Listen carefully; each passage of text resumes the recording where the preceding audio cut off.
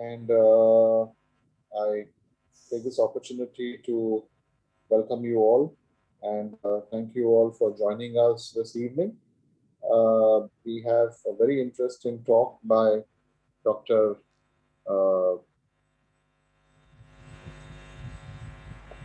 Dr. Sanyal, Dr. Debasis Sanyal. He is a prolific speaker, writer, an academician, but the honor of introducing him lies with the chairperson of the evening.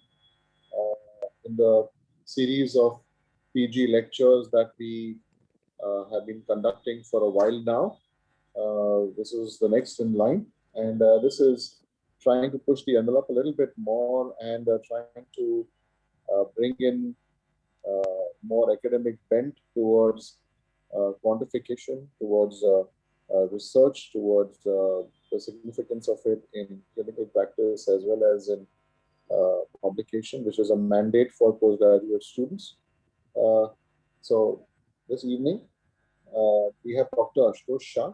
He has been a speaker with us on this forum in the recent past. He shall be doing us the honor by chairing this session, and he shall conduct the program going forward. Dr. Ashutosh Shah is not just a dear friend, but he is a very good psychiatrist. He has been in practice for over 2 decades now. He's a clinician at heart, but he's also a clinical researcher by choice. He is as apt a person for this forum to be chairing this session. He has half a dozen publications in national as well as international journals, and he has chapters in textbooks as well. Apart from medical degrees, he also has 2 non-medical degrees. He's done his PG DMLS from Symbiosis Institute at Pune and an MBA from the National University of Singapore. He practices in Mumbai at the H.D. Gandhi Hospital and the Sir H.M. Reliance Foundation Hospital.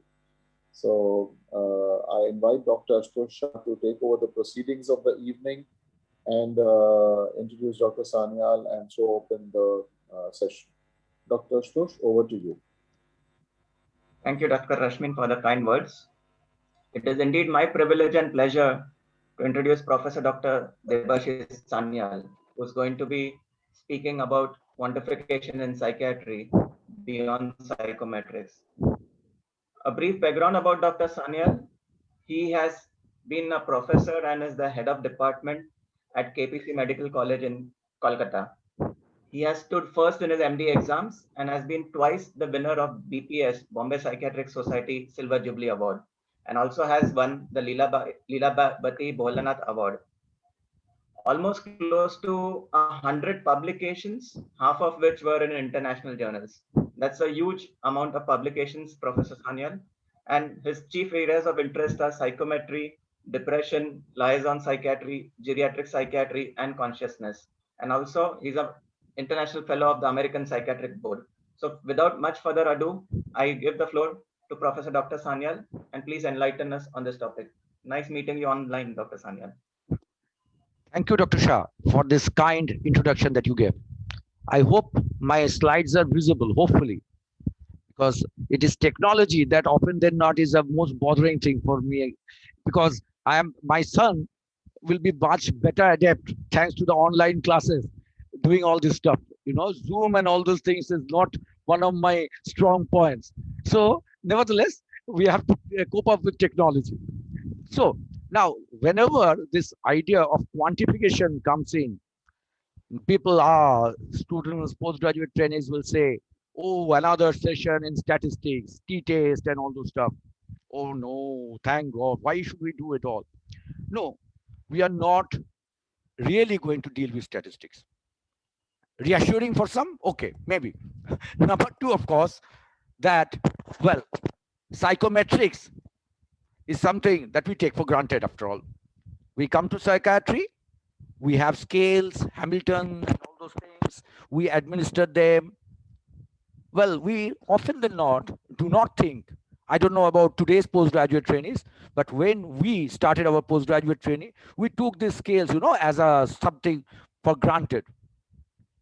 But when we are doing something, scoring depression, for example, scoring how much anxious you are, a question that should strike people, that after all, in our school, we used to learn things which are possible to quantify, things which are not possible to quantify.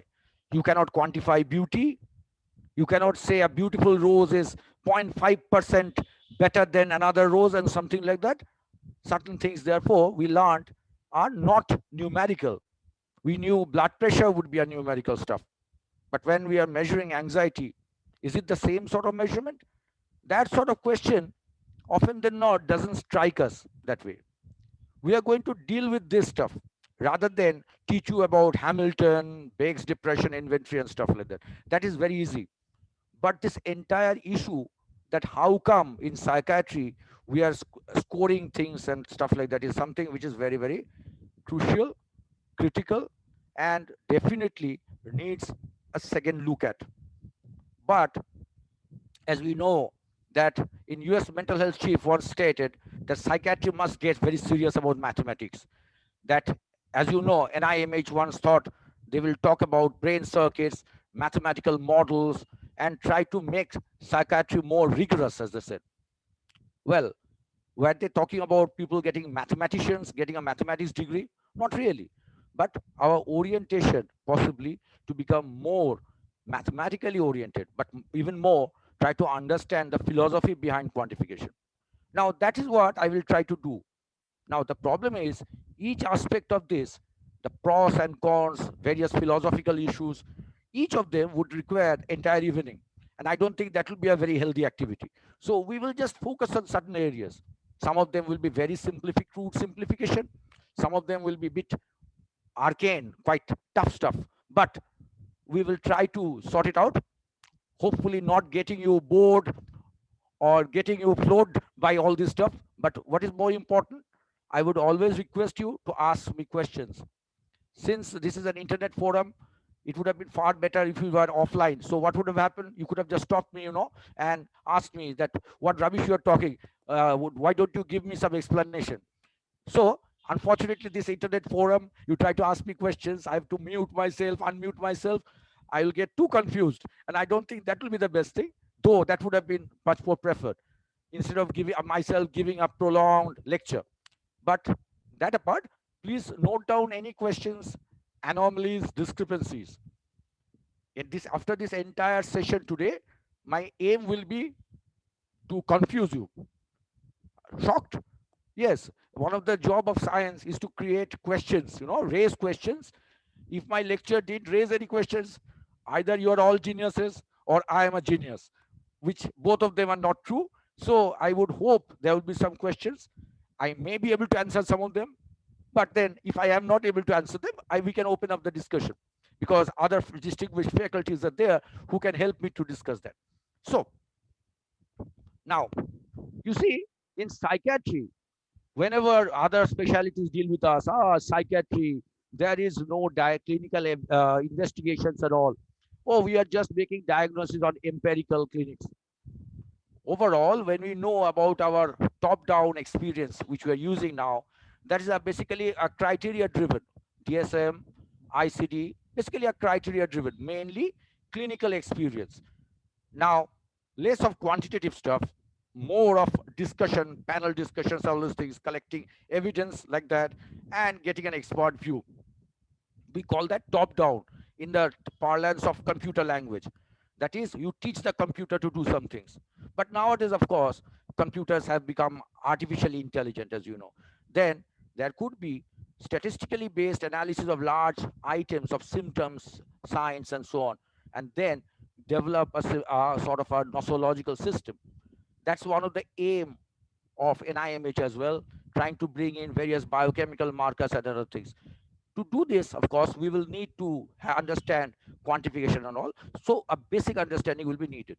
But please note, when we say that we need to improve psychiatry, please note at this present juncture, our diagnostic frameworks, DSM and other things are not pretty bad.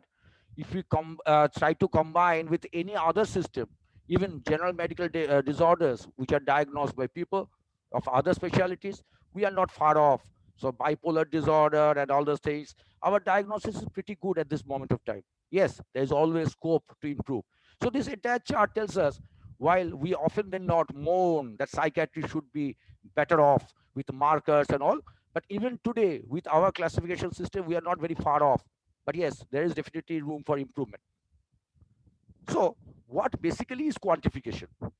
Now, there are some very complex definitions which I am not able to understand. So what I can understand, I tell you, that it is an act of giving numerical value to measuring something. That is, you count. Well, you can say I am this. My hands are so long apart. When we try to give a numerical value to how much apart they are, that is a quantification. So one of the things that most of the science today does, I said most, not all, is to give numbers, allowing mathematical calculation, statistical calculation, all those things. So natural science is a very big thing. There are certain philosophical schools like positivistic schools, which also very much emphasize that whatever goes into science should have a quantitative meaning to it. Indeed, from the days of Isaac Newton, Galileo, and others, this physical science, the boundaries has been increasing, so much so whatever couldn't be measured were basically thrown into backyards. Well, there's people used to say you cannot basically say how a color is like, is it good looking or bad looking? Then that is a matter of your consciousness. That's not measurable. And whatever is in the physical world can be measured. And a dichotomy got created. And of course, as we know, the Cartesian dichotomy and other things were there. But the quantification had to be taken into psychiatry, not just psychiatry, also in psychology, all in the social science. Why? After all, sciences like physics were very successful. Just a few days back, we had a lander landing in Mars. The calculations were so specific that from Earth you could control its entire trajectory. So quantification, numbers has been working wonders in physics. Why not in psychiatry? Why not in other branches? So that was one of the arguments. But one of the things, of course, after Second World War, with the rise of capitalistic economies, they wanted to justify everything. Why should I spend money on something, say psychiatric treatment? Well, is psychiatric treatment effective? You need to put in numbers, you know. You just can't say psychiatry gives help. That's a qualitative statement that may be very good for many others, but for various governments, it got something. Now you have to need some numbers. So again, quantification was rising because of that. Then a sort of a rational, bureaucratic, calculative government systems that were being formed, they needed these numbers. You needed to know how many people were in mental hospitals, how many were severely ill, and so on. So again, quantification.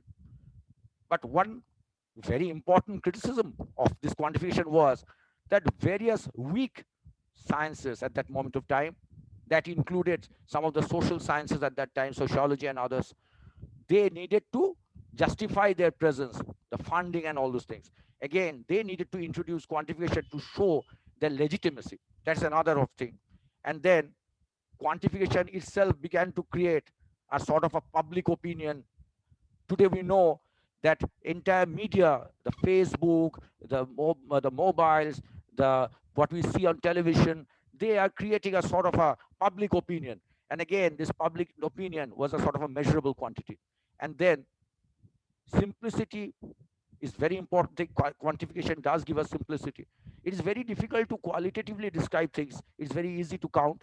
And then, unfortunately, there was this thing getting into a lot of areas, again, an area of critique, which possibly are not really that much quantifiable, like race, ethnicity. They got into that, and there were a lot of troubles. So overall, there was a rise in quantification. That was a historical trend there. The problem is, whenever people in psychology, psychiatry wanted to measure, now some would say there was a classical concept of measurement. All measurable attributes are quantifiable. Some people said some are measurable, some are not.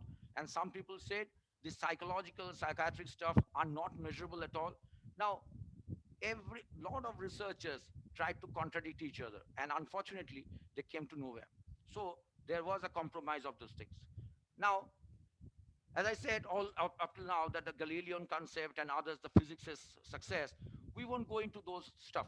But one of the thing why measurement, quantification became so much beautiful Well, yeah, or so much audio is, romantic for people audio is was less. because everywhere you could see measurement. When whatever you are doing, there is a number. And indeed, famous physicist Lord Kelvin said, whatever you cannot measure, you cannot understand. And indeed, it implied that whatever you cannot measure is not science. So much so that even psychiatry, psychology had to just rub out the feeling that, well, you are not a scientific branch into a pseudo-scientific area. Again, quantification become important. Can't hear me? Your voice is not very audible. If you could just adjust the microphone, it's become a little less. Okay, is it good now? No, it's low. I see. But from my area, it does appear to be okay. Okay, let me. Am I audible better? Yeah, this one is much better. Thank you. So there's something wrong. So now I think my last part was not audible, but as I was saying, that there was a lot of implication why you are going to measure, why there was a lot of pressures from government and other organizations need to subsist as a scientific branch, not to be labeled as pseudo-scientific. All these things were giving rise to measurement. And as people like Lord Kelvin would say, that without measurement, you are not science. Without measurement, you cannot be understood. So another stuff when you deal with quantification is that people like physicists like Eugene Wigner was talking about, say, mathematics is seemingly very, very effective, unreasonably effective, can explain quantum world of simple particles, can explain huge galaxies. If this sort of thing can happen with mathematics being so successful, why should psychiatry, psychology, something to do with mind, not be in the ambit of mathematics, in the ambit of quantification? So a lot of people also argue that after all, brain processes electric signals. Then when electric signals are there, there are current values of that. There should be a quantification all around. But some people also argued that after all, the way we think, we are more interested in quantifying, giving numbers. And that's why quantification works very well for us as human beings. So there are a lot of arguments all around. But whenever we are trying to measure like that, when you are trying to measure attitudes, we are trying to measure motivation, we are trying to measure depression, we cannot measure it directly with a scale or something like that. So our definition in that scenario would be what you are trying to measure, what is the measurement at all, what concept of health does it include, how should you define, and so on. The reason I'm bringing in all this stuff is because we tend to consider this as very simple. Let's say today you want to develop a scale where you want to measure anxiety due to COVID. Simple sounding, but it's not so. You have to define a lot of things. After all, anxiety due to COVID cannot be just measured with a tape or a weighing machine. You have to define what is COVID-related anxiety, how is it different from other related anxieties, what are the questions that is going to be best to measure that, and so on and so forth. So whenever we are going to measure concepts related to psychology, psychiatry, which are to a great extent subjective, we will always face this trouble. So we have to not only try to measure, but we have to define what is to measure, how to measure. So this is the entire purpose of this, talking in this area. Because whenever we are talking about quantification in psychiatry, this is to be understood that what we are trying to measure is not so simple. And trying to measure it is going to need a lot of framework, just as people doing thesis knows they have to select subjects, you have to select the exclusion criteria, inclusion criteria. In the same manner, quantification requires a lot of justification. Now, indeed, in 1940s, there was a commission created that whether there could be a sort of a measurement of psychological and other constructs. And they came up, they cannot. Psychological measurement is not possible. Yeah, that is rather impossible for psychology. Indeed, but we could take sort of a satisfaction that in 1842, people said you cannot measure the composition of stars. It is not possible. So science does change. And from 1940s to now present, we know now psychological and these constructs can really be measured. It is not beyond measurement.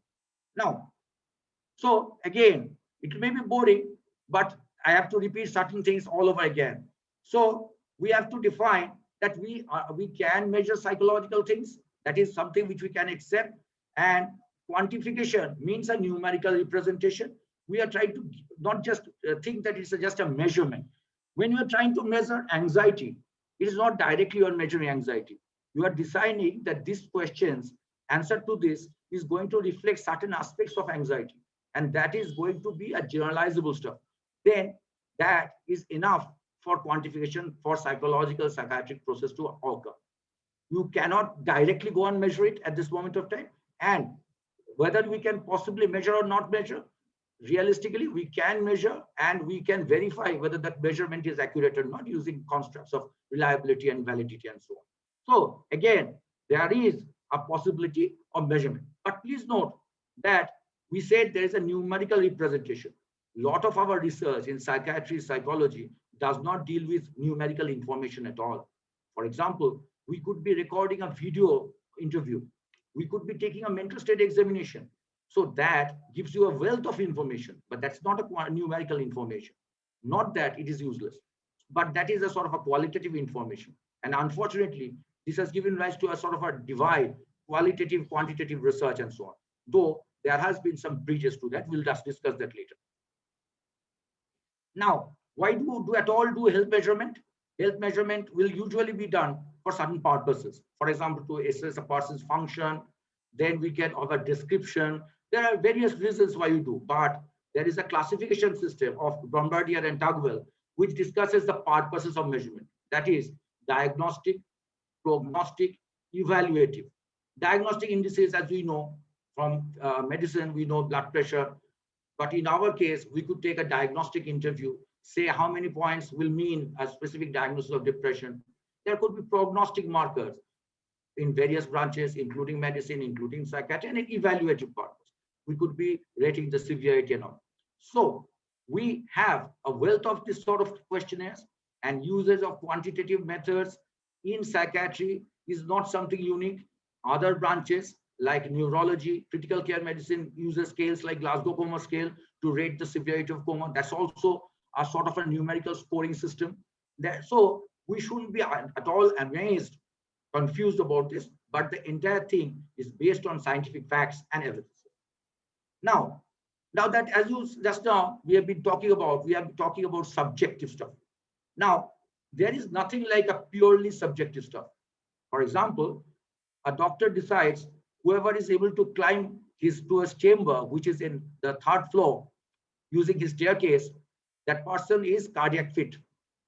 Good idea, not a bad idea. It may work out in many patients. Whoever cannot climb that staircase might have cardiac problems. A very simple screening stuff. But when we give it a more meaning, that number of stairs that are present in the staircase and so on, that becomes a more of a quantitative indicator. So anything when we are using for a purpose of doing a sort of a scoring or something, there is a qualitative issues in that, and that can also have a quantitative issue with that. So our idea is very clear. Anything which is a subjective measurement is not a soft measurement. So a measurement is a measurement, whether a subjective matter is being tried to be measured or an objective matter, provided it is done well based on science. It is not a soft thing, it is a hard measurement, just as measurement of blood pressure is there. So one of the issues that we need to know that how we at all came to the measurement of subjective issues, and the concept of psychophysics will have to be touched on. Now again, you will be shocked what this man is doing, going into physics. No, not at all. But we know that from our learning of physiology, that we were learning that how we could discern between various stimulus, painful stimulus and all. Then we were trying to be a measuring instrument. We can understand what is more hot, what is more cold. We behave like a thermometer. We are not thermometer. We are not that accurate possibly, but we can differentiate between which is more hot, which is more cold. We can also discern between more painful, less painful.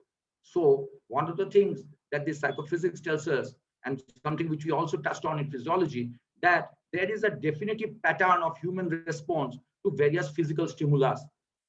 And this, when projected to psychology and psychiatric stuff, we can understand human beings are good measuring instrument. whether it is for pain, whether it is psychological pain or even physiological bodily pain. So there is, human beings can be a good measurement tool.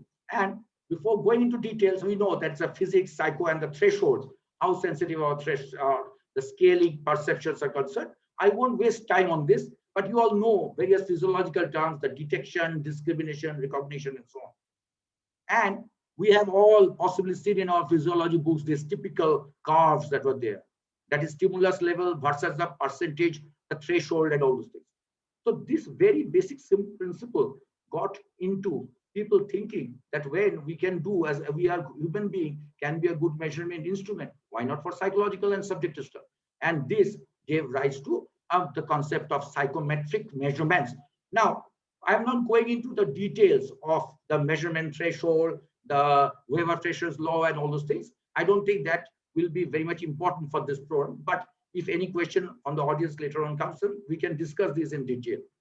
But one of the things that came up later on, that cross-modality matching was an important thing.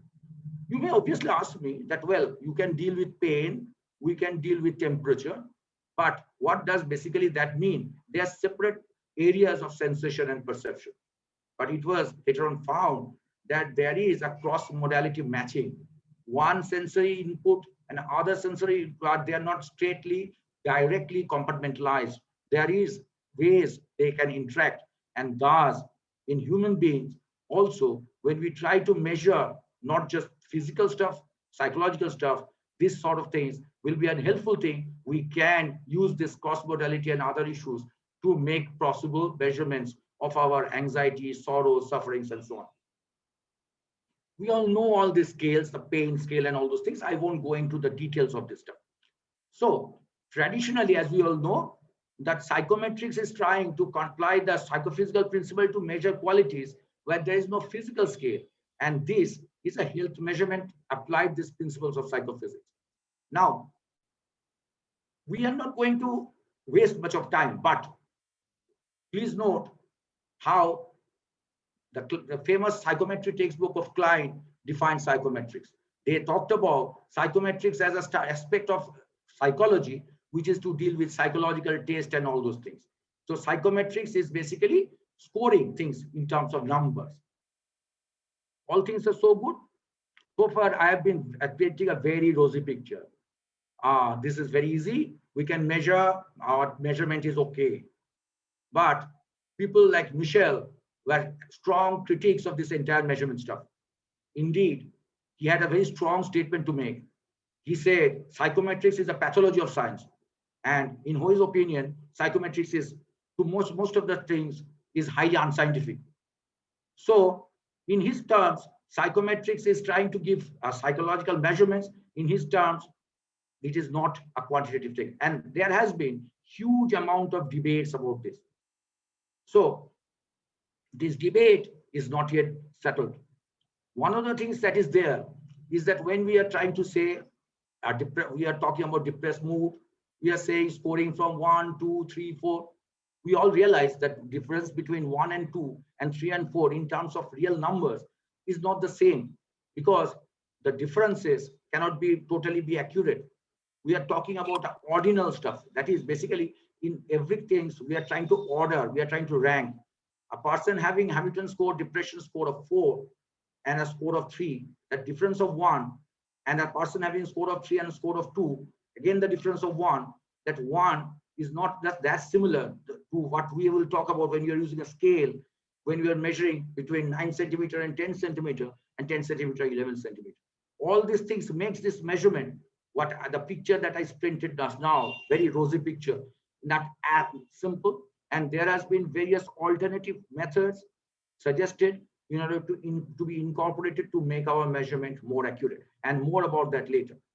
One of the things that you all have been exposed to, use of factor analysis. When we are measuring various numbers and we say various items are there, we are trying to collect information that what these items are trying to measure. Now, people often argue that all this stuff, you have talked about a scale, you have talked about measurement, you are again trying to clump in various items to say these items measure this and that. What is the physical basis of all this stuff? Is there any physical basis? The answer to that is there. When we are talking about certain researches that are there, for instance, in one of the very classical researches that were quoted in textbooks of child psychiatry, it was related to the social support, the presence of maltreatment of children and depression scores. It was found that the depression scores and this entire facet of maltreatment and other things, and even the genetic makeup, they have a very nice relationship. So one of the indirect proofs of measurement would be, if these depression scores and all these things are all not accurate, then how can such a replication of studies can occur with this? So that is a very positive ended thing. But even more positive, we have found scales like Hamilton have various factors like psychic depression and so on. When we try to do a study using functional scans, we can see certain specific areas have strong correlation with the depression, psychic depression scores.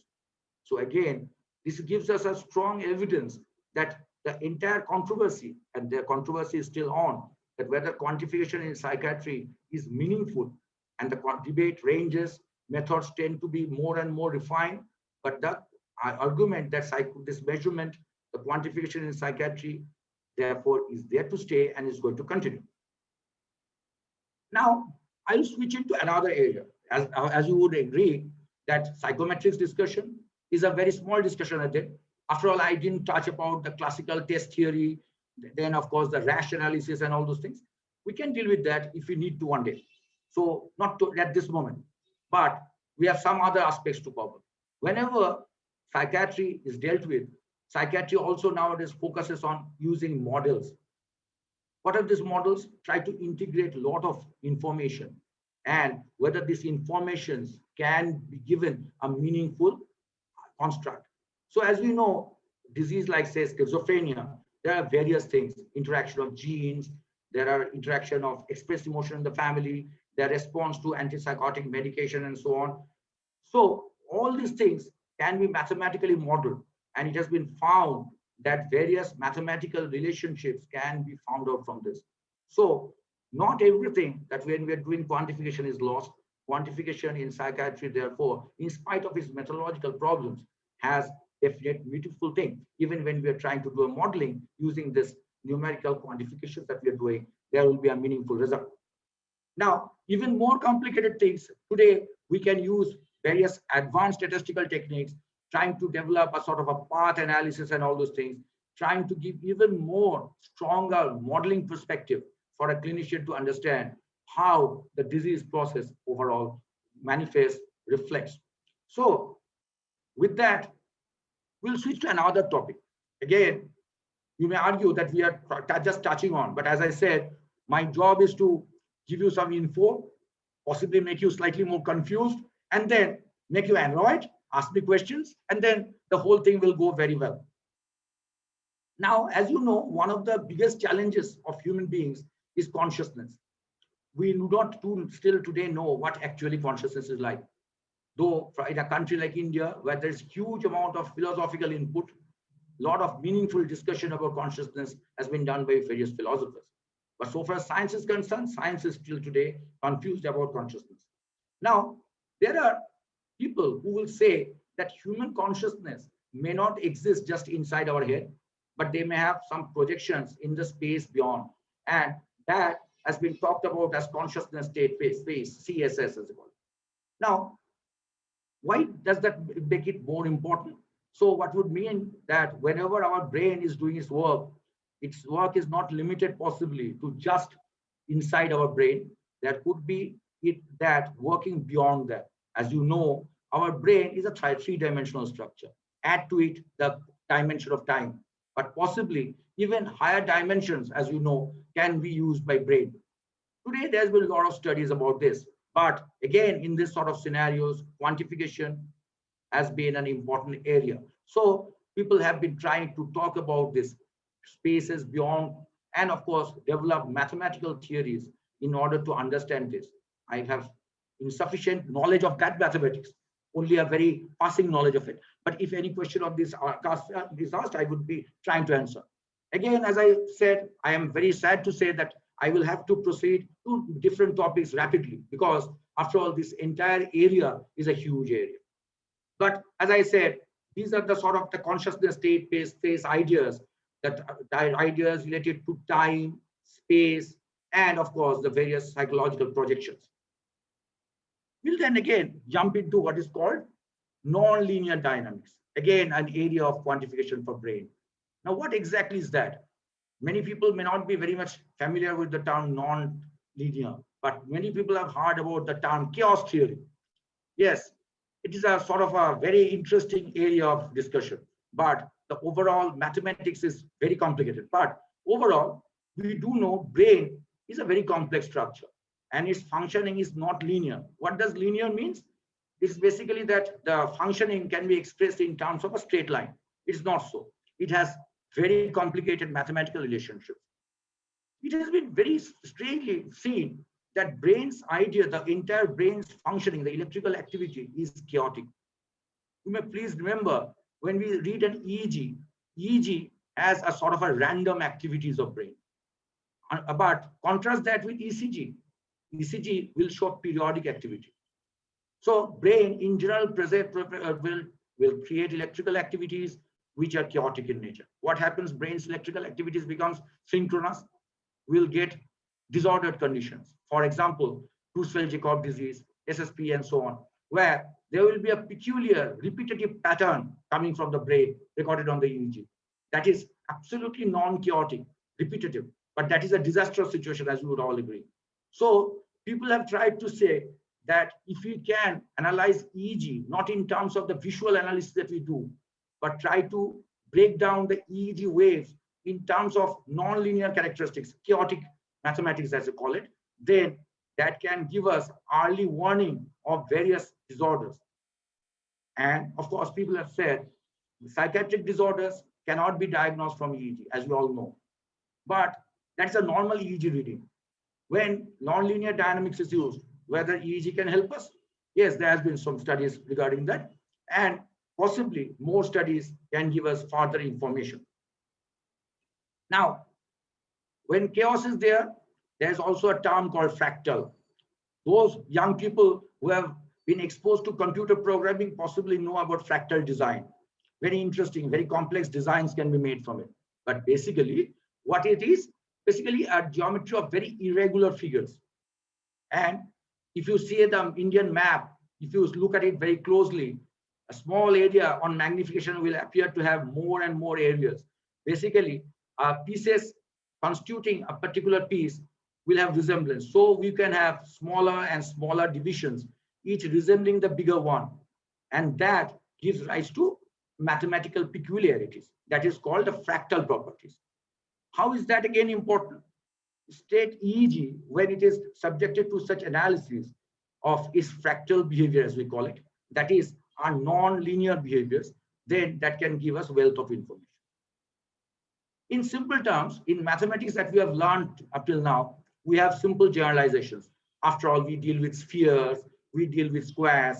Indeed, there is a popular joke that a mathematician is asked that, can you describe a cow? The mathematician will say, I can see a cuboid cow, because the cow has an irregular shape. The mathematician has no regular shape to compare with, so has to make a sort of a simple generalization of it. But simple generalization usually won't work. So some complex mathematical issues like fractals can be used. Do we need to know fractal mathematics? No. Nowadays, programs are available which can give us some meaningful analysis of the imaging data and all. So this is one of the things that I can show. If you are doing a EEG analysis and we are doing a curve analysis, we can find out the various fractal dimensions, as we call it, and that is fractional. We deal with 1 dimension, 2 dimensions, 3 dimensions, and all. When we are doing a fractal analysis on the graph, it will be a fractional dimension. So these are now something that we nowadays can do with a computer. The thing why we're discussing is not because all of you are going to do a fractal analysis, but what you are going to do is to know there are various areas where psychiatry is spreading to, various areas where other science areas have been coming in. To just have an intelligent knowledge about that would be a critical thing. No one needs to know the entire mathematics and all those things of this. So without making you basically the life of yours more chaotic, we will go into possibly a very simple thing, simple way. We have been talking about all this stuff, non-linear dynamics and all these things.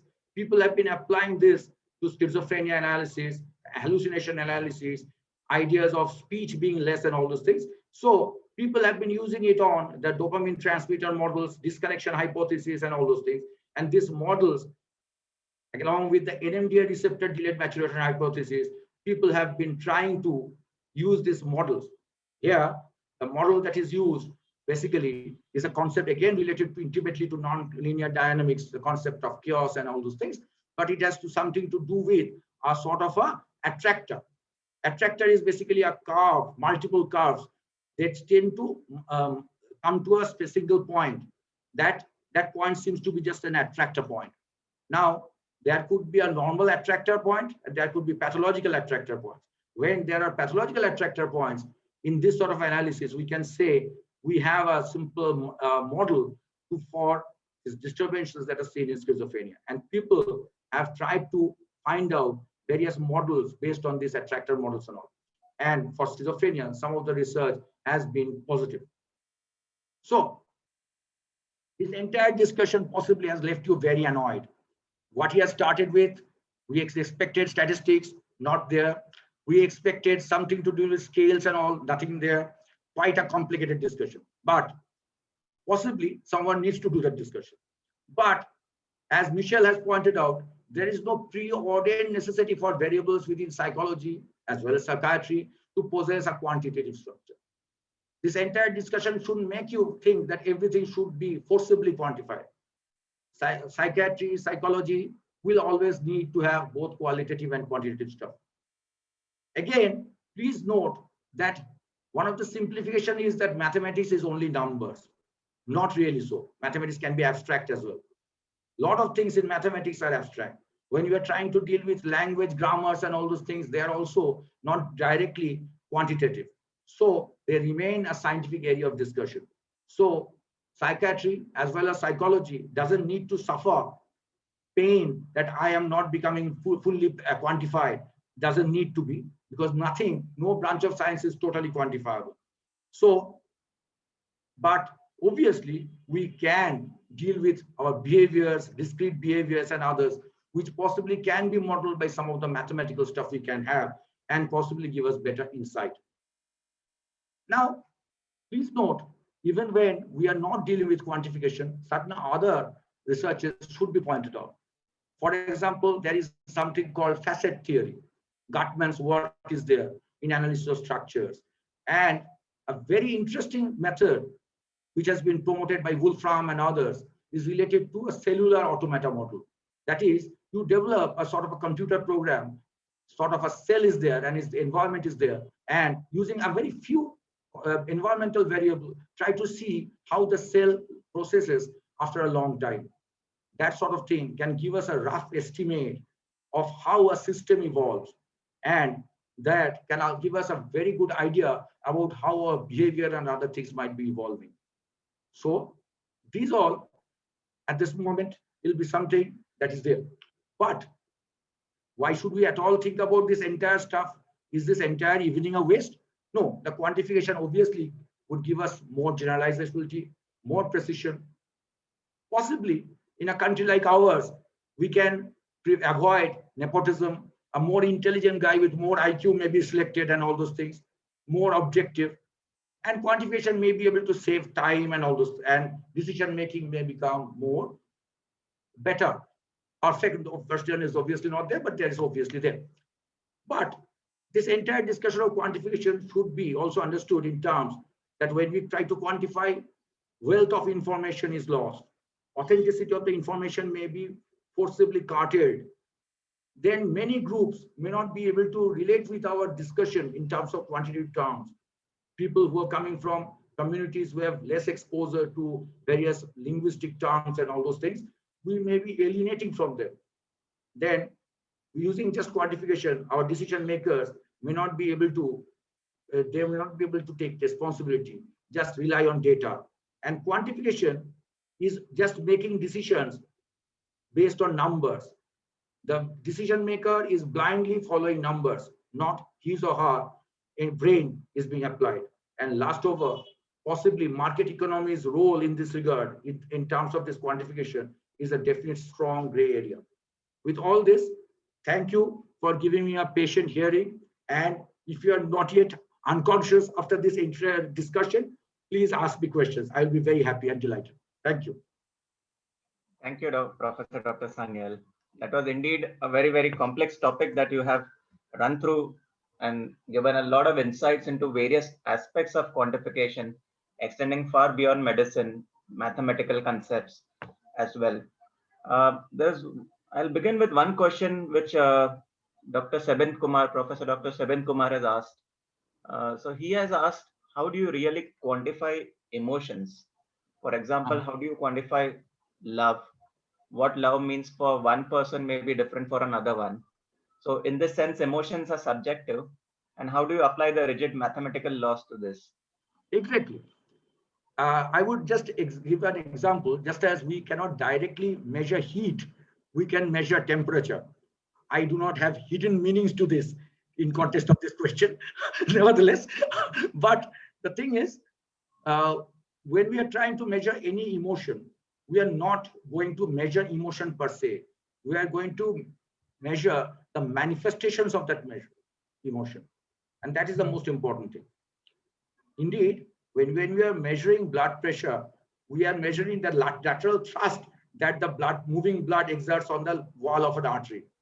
We are not really measuring the exact blood pressure, but that is sufficient information. What it is doing to the blood vessel, giving a pressure. Same thing, it has any emotion does certain things. The person behaves in certain ways, thinks in certain ways. We can develop questions to fathom that. And based on our knowledge of similar emotion taken from some other peoples as well, we can try to generalize it. One of the things that we always try to do is to generalize. Just as when we are doing in the work of physical measurement of 1 meter length, we need a standard of 1 meter to measure against. We have to try to quantify this emotion, the response to that emotion. We cannot measure the actual emotion. That is very important. We can do what the emotion does. We cannot measure what the emotion is actually. And that is beyond us today. So in that way, and taking in mind the generalizability of it all, then we may be able to measure certain facets of this emotion. Again, the entire emotion cannot be measured at this moment. We cannot. Another reason why we cannot is that any measure of emotion is based on the first person account. That is a very important thing. One of the things that creates problem with our consciousness also is a first person experience. That anything where within your first person experience will create some amount of subjective errors and all those things. But taken in a given population, mathematics may be able to correct for the random errors that may be assigned to it. And thus we can come to some amount of conclusion from that. Right.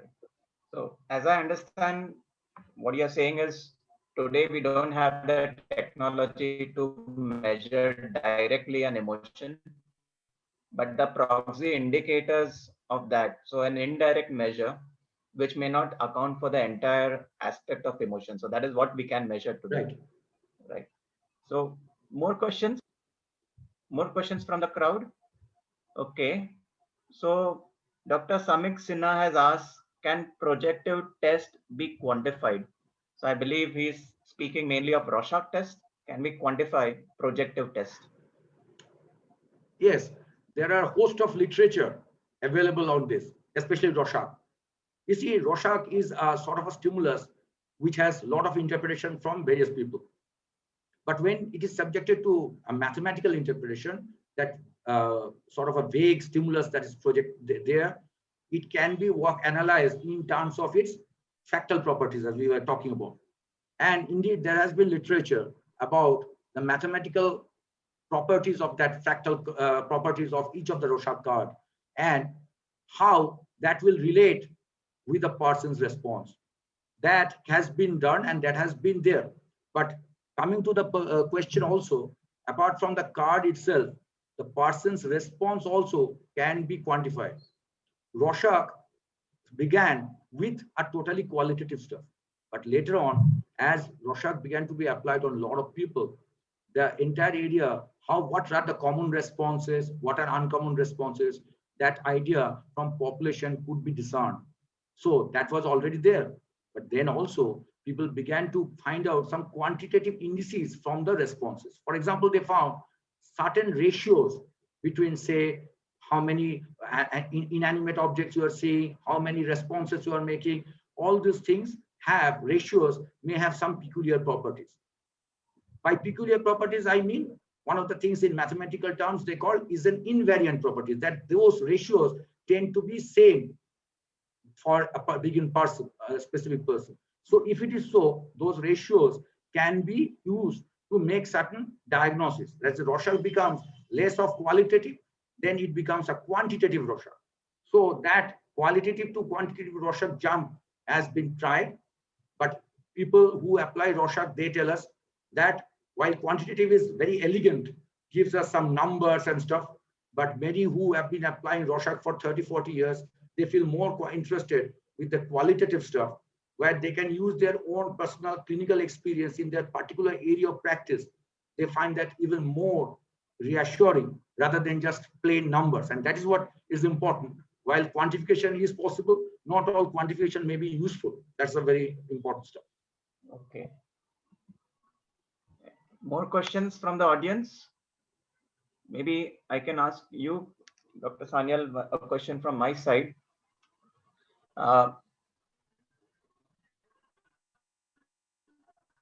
When we are talking about quantification specifically in psychiatry, there are a few things.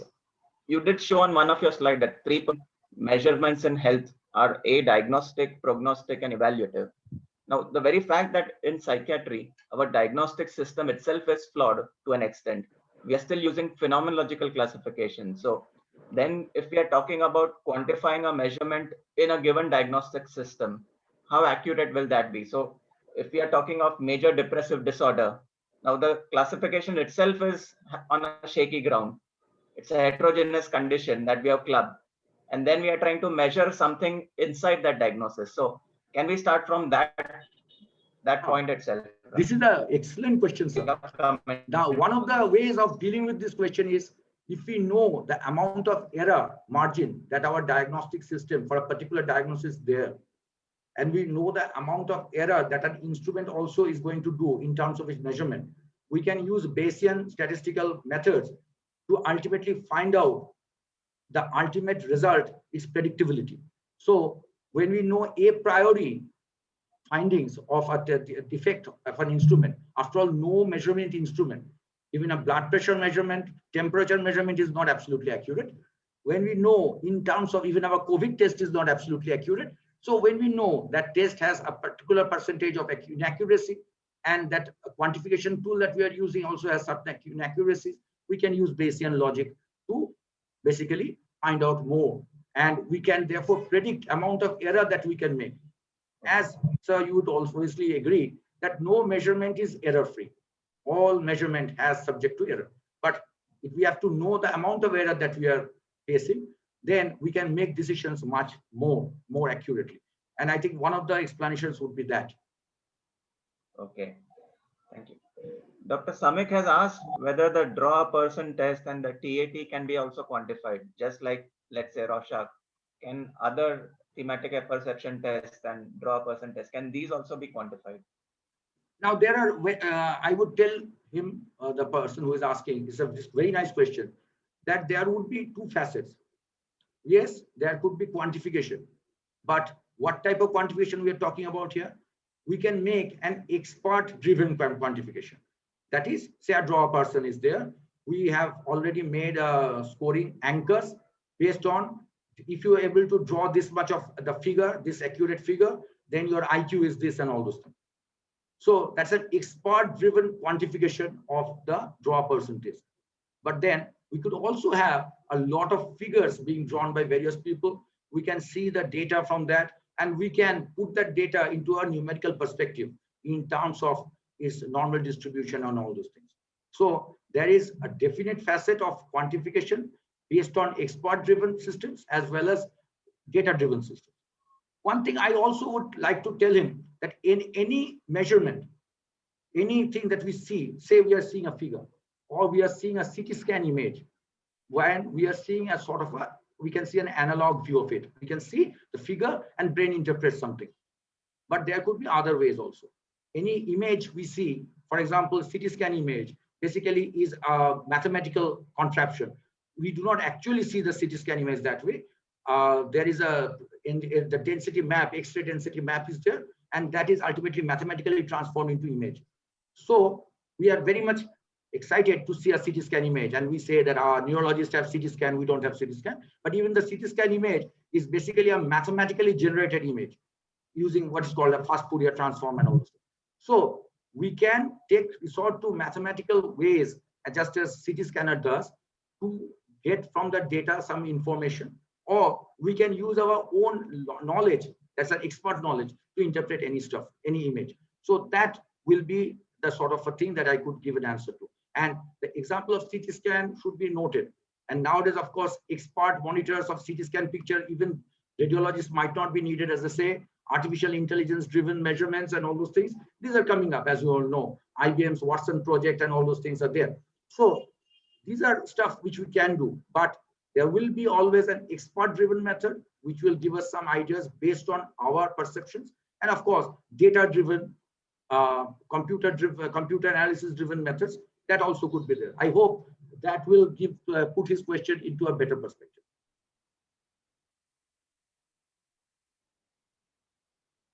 Right. So Professor Dr. Seth has asked an interesting question. Essentially, the crux is, how do we interpret, or how do as clinicians we interpret the reduction in points on a measurement? So what is in rating scales measured quantitatively to their advantage? For example, a drug may be producing a difference of 5 points on the MADRS scale in depression, but the person may still be seriously suicidal. So mathematically, there may be improvement, but not clinically. So how do clinicians, or what should clinicians do to see through such kind of data? I believe that's the question. One of the trouble with the clinical trials that are basically reported is based on p-values. That is, such drug is better than this drug. But how much better is that drug is rarely quoted.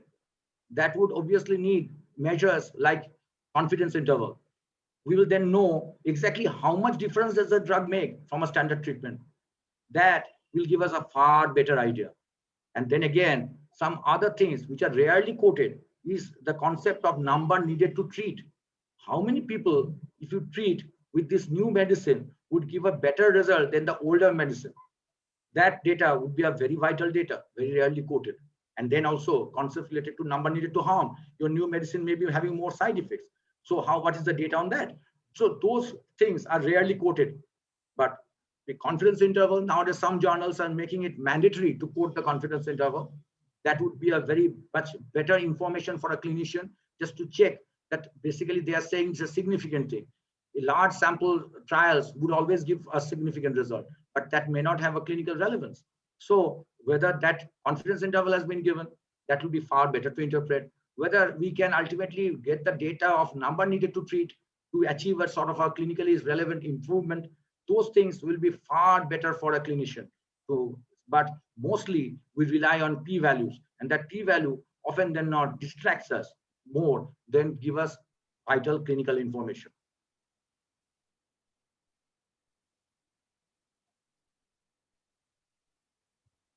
Right. So it was very nice listening to the entire talk, wherein you started off with defining about quantification as an act of giving a numerical value to a measurement of something. Then you described the purpose of measuring, diagnostic, prognostic, then qualitative and quantitative measurements, subjective, objective measurements, and then the definition of psychometrics, and even the critic, Michel, who said it's just a pathology of science. And of course, towards the end, you did say about the shortcomings of quantification, wherein loss of authenticity, alienation of the population, lack of accountability if the people are going to rely on just the numbers. So in a nutshell, you gave us a lot of exposure, a lot of insights into quantification. And I would like to request Dr. Rashmin if he has to add any more comments on this topic today. Thank you, Ashutosh, and thank you, Dr. Sanyal. As expected, it was lucid and a very, very succinct talk. And I'm clearly not the subject matter, and especially so after having heard you, I realize how much FC I am with all these terms. But we do definitely realize that there is a value to quantification, and there is a lot of issue with limitations that the current system does impose on us, as Ashutosh has rightly pointed out. And we really had a lot to learn from you today. So thank you very much for making the time for us. And we hope these kind of discourses would help us understand the nuances of clinical practice and the scientific and academic aspects of psychiatry a lot better. So again, thank you once again, Dr. Sanyal, and thank you, Dr. Ashutosh, for having made the time to be a part of this academic endeavor. And I thank you all for all your patience and your interest and your continued support to this activity. And of course, it would be amiss on my part to not thank Sun Pharma for the unstinting and the unconditional support that they have provided to us in this activity. So thank you once again, all of you, and wish you a great evening ahead. Thank you. Thank you very much. Thank you. Bye-bye. Bye.